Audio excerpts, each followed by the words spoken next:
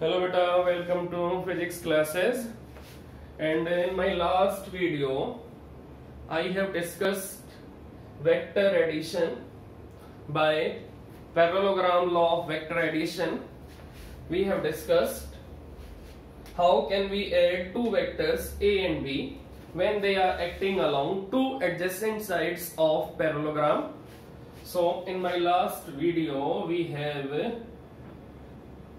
have given vector A along one side of parallelogram and vector B along one side of parallelogram. Then after we completed our parallelogram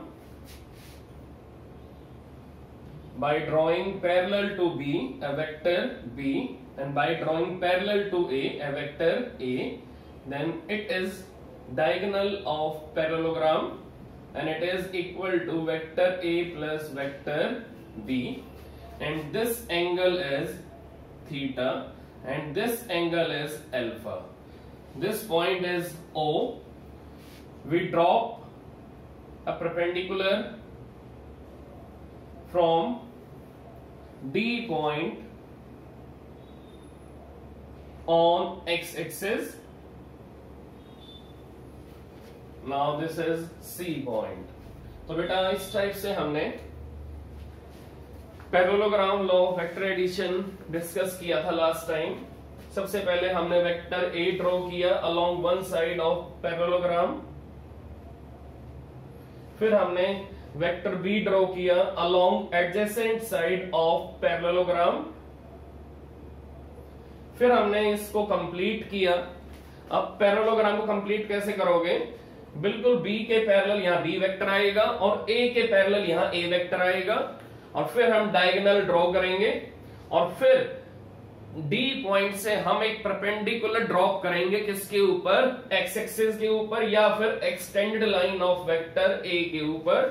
तो यहां पर हमारा कौन सा component आएगा B का? That is B cos theta. और यहां पर ये कंपोनेंट कौन सा होगा B का? That is B sin theta. तो फिर इसके बाद हमने डायगोनल का मैग्नीट्यूड फाइंड आउट किया था. डायगोनल बेटा किसका रोल प्ले कर रहा है? It is playing the role of resultant of vector A and B. इसका मीनिंग डायगोनल आपका वेक्टर फॉर्म में किसके इक्वल है? Sum of vector A and B. तो अगर आप डायगोनल का मैग्नीट्यूड निकालोगे तो आपको डायगोनल की लेंथ मिलेगी और डायगोनल की लेंथ क्या होगी? Resultant of vector A and B in magnitude form. तो क्या आंसर आया था? वेक्टर A प्लस B को अगर आप मैग्नीट्यूड की फॉर्म में लिखोगे तो क्या आंसर आएगा? Under root A square plus B square plus 2AB cos theta. तो बेटा अब अगर हमारे पास थीटा की वैल्यू 0 डिग्री है तो आर मैक्सिमम क्या आएगा? आर मैक्सिमम आपका A प्लस B आ जाएगा. और अगर थीटा की वैल्यू 180 डिग्री है तो आर मिनिमम क्या आएगा? आर मिनिमम आपका A माइनस B आ जाएगा. अब अगर थीटा की वैल्यू 90 डिग्री है तो उसमें आर की वैल्यू क्या आएगी? Under root A square plus B square. तो अब हमारे पास रिजल्टेंट की दो एक्सट्रीम वैल्यू आ चुकी हैं. दैट इज आर मिनिमम और आर मैक्सिमम. तो रिजल्टेंट आपका एक रेंज कैरी करेगा. That is less than equal to R minimum, sorry that is more than equal to R minimum and less than equal to R maximum. तो ये आपको range मालूम होनी चाहिए. यहां आएगा A माइनस B और यहां आएगा A प्लस B. इसका मीनिंग अगर मेरे पास टू फोर्सेस हैं 10 न्यूटन एंड 6 न्यूटन तो बेटा मेरा F मैक्सिमम क्या आ सकता है? F मैक्सिमम मेरा 16 न्यूटन आ जाएगा और F मिनिमम मेरा क्या आएगा? That is 4 Newton. इसका मीनिंग जो रिजल्टेंट होगा वो रिजल्टेंट बेटा कहां से चलेगा? 4 न्यूटन से चलेगा और कहां तक जाएगा? Up to 16 newton. तो बेटा इस टाइप से हम टू वेक्टर्स क्वांटिटीज को ऐड कर सकते हैं और रिजल्टेंट की आप मैक्सिमम वैल्यू और मिनिमम वैल्यू फाइंड आउट कर सकते हो, या रिजल्टेंट की आप दो एक्सट्रीम वैल्यू फाइंड आउट कर सकते हो। एक एक्सट्रीम वैल्यू क्या होगी, आर मैक्सिमम, और एक दूसरी एक्सट्रीम वैल्यू क्या होगी, दैट इज आर मिनिमम। तो इन दोनों एक्सट्रीम वैल्यूज के बीच में आपका रिजल्टेंट लाई करेगा। तो इसका मीनिंग रिजल्टेंट आपका 4 न्यूटन से 16 न्यूटन के बीच में कहीं पर भी हो सकता है। इसका मीनिंग रिजल्टेंट आपका 4 न्यूटन भी हो सकता है, रिजल्टेंट आपका 16 न्यूटन भी हो सकता है, रिजल्टेंट आपका 5 न्यूटन भी हो सकता है, रिजल्टेंट आपका 10 न्यूटन भी हो सकता है। वो डिपेंड करता है कि F1 F2 के बीच में एंगल की वैल्यू क्या है, F1 F2 के बीच में एंगल की वैल्यू क्या है। तो अलग अलग एंगल पे आपको रिजल्टेंट की वैल्यू अलग अलग मिलेगी। तो बेटा इस टाइप से हम इस रिजल्टेंट ऑफ टू वेक्टर्स को डिस्कस करते हैं और इस रिजल्टेंट की रेंज फाइंड आउट करते हैं। रेंज क्या है इसकी, दैट इज आर मिनिमम से लेकर आर मैक्सिमम। तो हम फॉर एग्जाम्पल हमने क्या लिया, F1 10 न्यूटन ले लिया, F2 6 न्यूटन ले लिया और इन दोनों को ऐड किया तो मैक्सिमम वैल्यू क्या आ रही थी 16 न्यूटन, मिनिमम वैल्यू क्या आएगी 4 न्यूटन। तो बेटा इस टाइप से हम टू वेक्टर्स को ऐड करेंगे और उनके एडिशन की मिनिमम वैल्यू और उनके एडिशन की मैक्सिमम वैल्यू फाइंड आउट करेंगे। और बेटा हमने ये तो चेक कर लिया कि वेक्टर्स आपके, दो वेक्टर आपके through parallelogram law of vector addition से ऐड कैसे होते हैं। अब चेक करते हैं जो रिजल्टेंट है उसकी डायरेक्शन क्या आएगी। रिजल्टेंट आपका जो एंगल बना रहा है with X axis that is alpha, ये अल्फा हम कैसे फाइंड आउट करेंगे। तो अब हम क्या लिखने वाले हैं बेटा यहाँ पर, now we are going to find out direction of resultant. We are going to find out direction of resultant. तो उसके लिए बेटा हमें tan अल्फा फाइंड आउट करना पड़ेगा। तो tan अल्फा कहां से आएगा, इन ट्रायंगल OBD। तो हम क्या लिखेंगे, इन ट्रायंगल OBD हम लिखेंगे in triangle OBD। Now tan alpha perpendicular upon base, perpendicular BD, base OB, now BD, B sin theta upon OB, A plus B cos theta। बेटा OB को कैसे open करोगे, OB को open करने के लिए आपको O से लेकर B तक की लेंथ कैरी करनी पड़ेगी। OB को अगर आप लिखोगे, OB को अगर आप ओपन करोगे तो OB को ओपन करने के लिए we have to include length from O to B। अब O to B में लेंथ कौन कौन सी आएगी, अगर ये पॉइंट आपका A है, ये पॉइंट अगर आपका A है तो क्या लिखेंगे OA प्लस AB। अब चेक करो OA किसके इक्वल है, it is magnitude of vector A। Now AB में किसका कंपोनेंट आ रहा है, B वेक्टर का कंपोनेंट आ रहा है B cos थीटा, तो A plus B cos theta. तो बेटा आपके पास OB भी आ गया, आपके पास BD भी आ गया। तो अब हम tan अल्फा निकाल लेंगे। tan अल्फा की वैल्यू क्या आएगी, that is B sin theta upon A plus B cos theta. तो अब अगर थीटा की वैल्यू 0 डिग्री है, अब अगर दोनों वेक्टर आपके पैरेलल हैं, अब अगर थीटा की वैल्यू 0 डिग्री है तो tan अल्फा क्या आएगा बेटा, B sin 0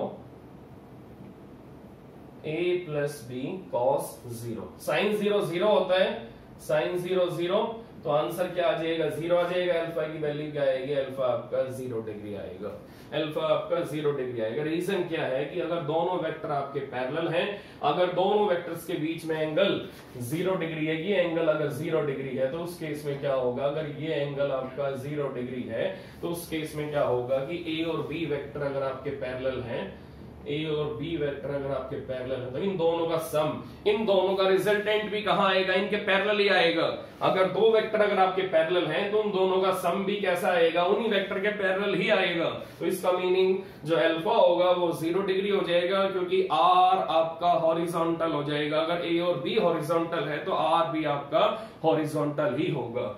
नाउ अगला केस बेटा, अगर थीटा आपका 180 डिग्री है, थीटा अगर 180 डिग्री है तो उस केस में क्या होगा, ए और बी कैसे होंगे, एंटी पैरेलल होंगे। ए और बी कैसे होंगे, एंटी पैरेलल। अब चेक करते हैं रिजल्टेंट आपका कहां लाई करेगा। tan alpha equal to B sine 180 upon A plus B cos 180। Sine 180 बेटा 0 होता है, तो यहां भी आंसर आपका 0 आ जाएगा, अल्फा इक्वल टू 0 डिग्री। तो बेटा इस केस में क्या होगा, इस केस में अगर ए और बी आपके एंटी पैरेलल हैं, अगर ए और बी आपके एंटी पैरेलल हैं तो जो रिजल्टेंट होगा वो भी उसी लाइन में ही आएगा। जिस लाइन में ए और बी होंगे उसी लाइन में आपका रिजल्टेंट भी होगा। तो यही रीजन है कि रिजल्टेंट का जो डायरेक्शन आएगा, जो रिजल्टेंट का एंगल आएगा विद वेक्टर ए वो आपका 0 डिग्री आएगा, विद वेक्टर ए वो आपका 0 डिग्री आएगा। आप चेक कर सकते हो कि अगर वेक्टर ए आपका ईस्ट में है और वेक्टर बी आपका वेस्ट में है, अगर आप इन दोनों को ऐड करोगे तो रिजल्टेंट कहां आएगा, रिजल्टेंट आपका वेक्टर ए के अलोंग आएगा। रीजन क्या है कि वेक्टर ए की लेंथ ज्यादा है, वेक्टर बी की लेंथ कम है। वेक्टर ए की लेंथ ज्यादा है, वेक्टर बी की लेंथ कम है। तो जब इन दोनों को ऐड करोगे तो नेट रिजल्टेंट आपका कहां आएगा, ए के अलोंग आएगा। इसका मीनिंग नेट वेक्टर की रिजल्टेंट वेक्टर की डायरेक्शन किसके अलोंग होगी, वेक्टर ए के अलोंग होगी। इसका मीनिंग अगर ये 20 न्यूटन है और ये 5 न्यूटन है तो आपका आंसर क्या आएगा, 20 minus 5 that is 15 Newton. 15 Newton किसकी डायरेक्शन फॉलो करेगा, 15 न्यूटन वेक्टर ए की डायरेक्शन फॉलो करेगा। तो ये क्लियर है अब कि ए के साथ आर का एंगल क्या होगा, दैट इज 0 डिग्री। तो बेटा अब एक लास्ट केस रह गया। लास्ट केस कौन सा रह गया कि अगर ये दोनों वेक्टर परपेंडिकुलर हो, अगर ये दोनों वेक्टर परपेंडिकुलर हो तो उस केस में अल्फा की वैल्यू क्या आएगी। तो उस केस में अल्फा की वैल्यू क्या आएगी वो चेक कर लेते हैं कि अगर इन दोनों वेक्टर्स के बीच में एंगल 90 डिग्री है, अगर ए और बी वेक्टर परपेंडिकुलर हैं तो उस केस में tan अल्फा की वैल्यू क्या है, it is B sine 90 upon A plus B cos 90। Now tan alpha equal to sine 90 1 हो जाएगा बेटा, b अपॉन cos 90 0 हो जाएगा, तो b upon A. Now alpha equal to tan inverse b upon A. तो बेटा अब हमने parallelogram law of vector addition में रिजल्टेंट के मल्टीपल केसेस डिस्कस कर लिए हैं और हमने रिजल्टेंट की डायरेक्शन के भी मल्टीपल केसेस डिस्कस कर लिए हैं। मैं रिपीट कर रहा हूं, हमने parallelogram law of vector addition में रिजल्टेंट की वैल्यू के मल्टीपल केसेस डिस्कस कर लिए हैं और हमने रिजल्टेंट की डायरेक्शन के भी 3 केस डिस्कस कर लिए हैं। नाउ ये तीनों केस आपके रिजल्टेंट की डायरेक्शन हमें बताएंगे कि अगर पैरेलल वेक्टर्स में रिजल्टेंट होगा तो वो कहां आएगा, अगर वेक्टर्स आपके एंटी पैरेलल हैं तो रिजल्टेंट कहां आएगा, और अगर वेक्टर आपके परपेंडिकुलर हैं तो रिजल्टेंट कहां आएगा। तो ये आपको मालूम होना चाहिए कि रिजल्टेंट की डायरेक्शन कैसे निकालते हैं। रिजल्टेंट आपका कितना एंगल बना रहा है with X axis, that is alpha. हमें अल्फा की वैल्यू कहां से मिलेगी, by taking tan alpha, by taking tan alpha. तो बेटा इस टाइप से हम parallelogram law of vector addition को डिस्कस करते हैं और इसको एक्सप्लेन करते हैं। नेक्स्ट अब हमारा टॉपिक है triangle law of vector addition. Triangle law of vector addition. तो बेटा triangle law of vector addition में क्या होगा, we have addition of 2 vectors, vector A and vector B। We have addition of 2 vectors, vector A and vector B। अब triangle law में statement क्या बनेगी, now triangle law of vector addition.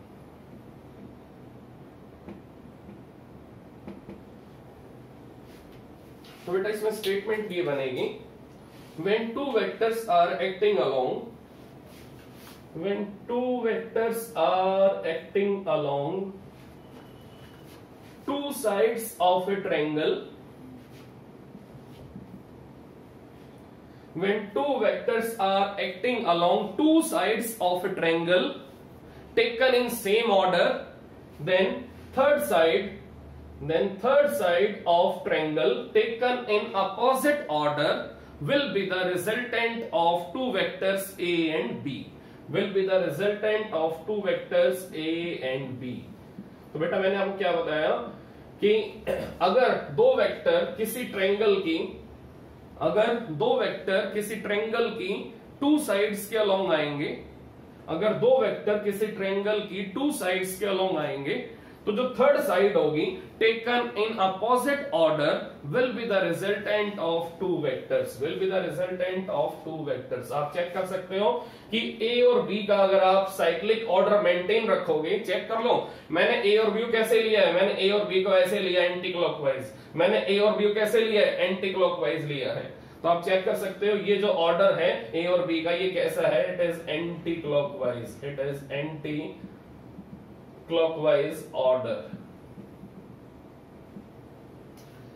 तो अब check कर लो कि when A and B vectors are acting along two sides of triangle taken in same order, taken in cyclic order, taken in anti-clockwise order, then third side taken in opposite order will be the resultant of two vectors in vector form,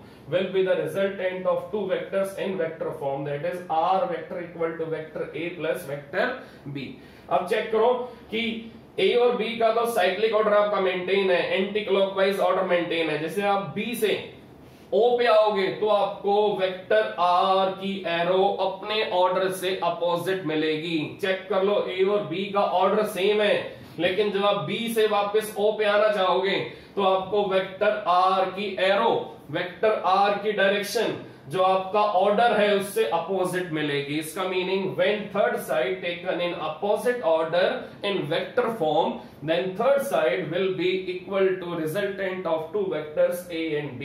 ये आपकी triangle law की statement है, ये आपकी triangle law की statement है। आप statement लिख सकते हो कि when two vectors are acting along two sides of a triangle in same order, then third side taken in opposite order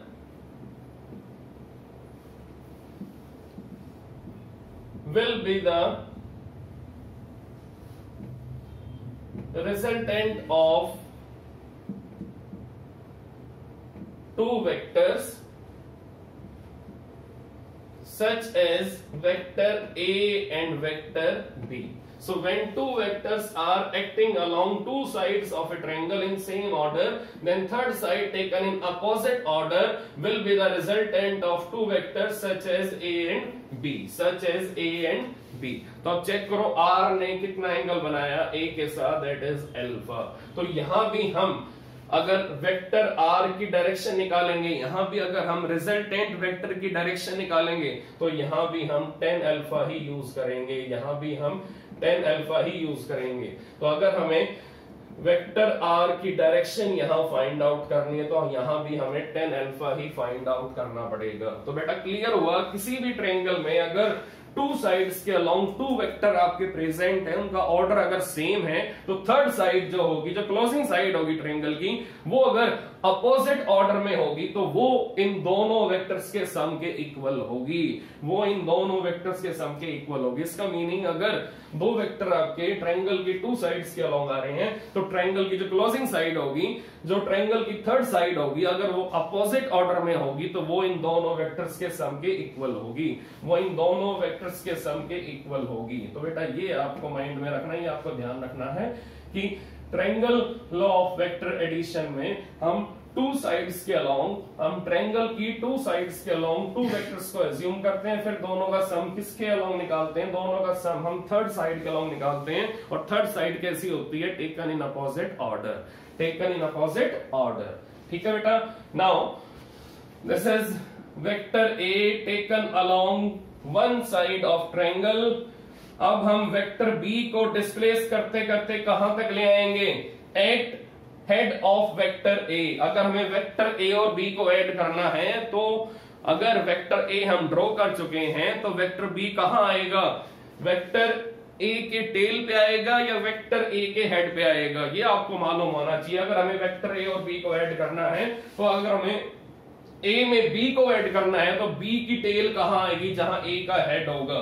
तो अब हम यहां पर अगर हमारे पास ये वेक्टर बी है और ये वेक्टर ए है, तो अगर हमने ए वेक्टर ड्रॉ कर लिया है along one side of triangle, तो बी वेक्टर को हम डिस्प्लेस करते करते, अब बी वेक्टर को डिस्प्लेस कैसे करोगे, इसी के पैरेलल। और आपको मालूम है कि किसी वेक्टर को अगर आप उसी के पैरेलल डिस्प्लेस करोगे तो वेक्टर में कोई चेंज नहीं आएगा। तो अगर आप बी वेक्टर को इसी के पैरेलल डिस्प्लेस करते करते यहां तक ले आओगे तो बी वेक्टर की जो टेल है वो ए वेक्टर के हेड को टच कर जाएगी और अब ए और बी का ऑर्डर साइक्लिक ऑर्डर हो जाएगा। ए और बी का जो ऑर्डर होगा वो सेम हो जाएगा, ए और बी आपके एंटी क्लॉकवाइज ऑर्डर में आ जाएंगे। अब चेक कर लो, ए आपका ट्रायंगल की वन साइड के अलोंग है, बी आपका ट्रायंगल की नंबर टू साइड के अलोंग है। अब अगर आप इन दोनों को ऐड करना चाहते हो तो अब इस ट्रायंगल को अगर आप क्लोज करोगे तो क्लोजिंग साइड कैसी होगी, क्लोजिंग साइड आपकी अपोजिट ऑर्डर में होगी,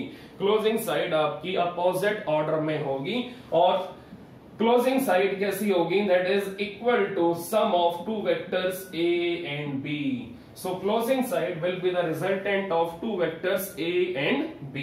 तो बेटा चेक करो कि अगर हम इन तीनों साइड्स का ऑर्डर सेम रखेंगे, अगर हमने वेक्टर A ऐसे ड्रॉ कर लिया, वेक्टर B ऐसे ड्रॉ कर लिया और फिर जो क्लोजिंग साइड है उसका ऑर्डर भी हमने सेम रखा इसी टाइप से। अब चेक करो, अब वेक्टर A, वेक्टर B और वेक्टर R, अगर ये तीनों वेक्टर आपके सेम ऑर्डर में हैं, तीनों एंटी क्लॉकवाइज ऑर्डर को फॉलो कर रहे हैं, तीनों एंटी क्लॉकवाइज रोटेशन को फॉलो कर रहे हैं, तीनों एंटी क्लॉकवाइज रोटेशन को फॉलो कर रहे हैं, तो इस केस में इन तीनों का सम क्या हो जाएगा, तीनों का सम 0 हो जाएगा।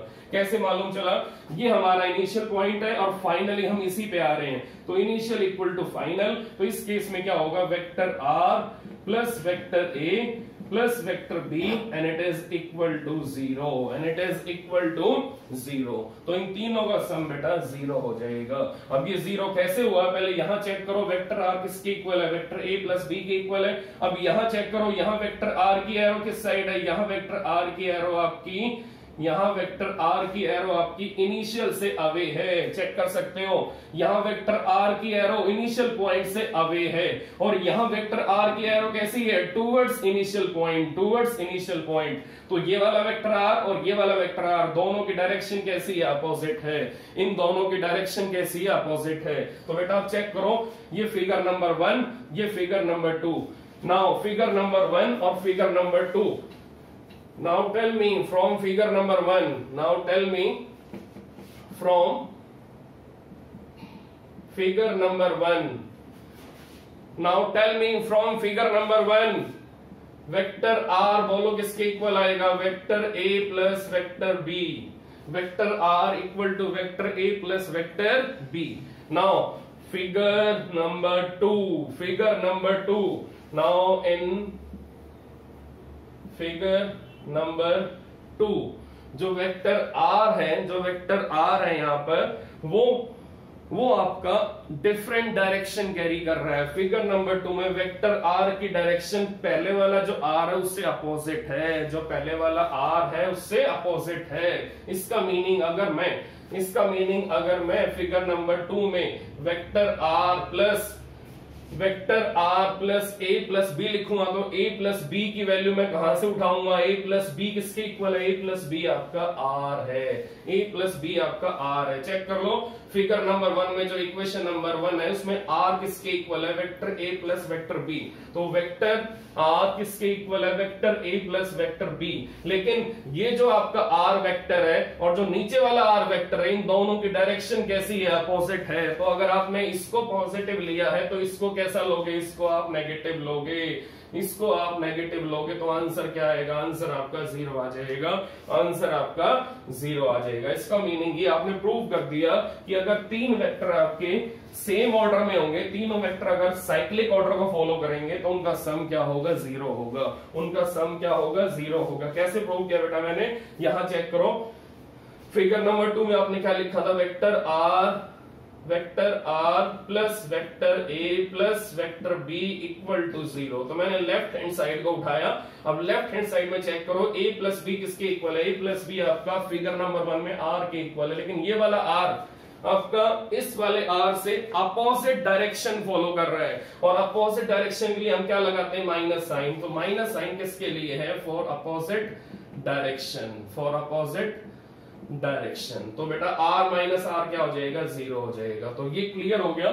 when 3 vectors are acting along 3 sides of a triangle taken in same order, then their resultant will be 0, then their resultant will be 0। तो हमने बेटा ट्रायंगल लॉ को अभी सिर्फ प्राइमरी लेवल पे एक्सप्लेन किया है। अभी हम इसका प्रॉपर वे से मैथमेटिकल ट्रीटमेंट भी करेंगे और फिर इसके आगे मल्टीपल केसेस पे डिस्कस करेंगे।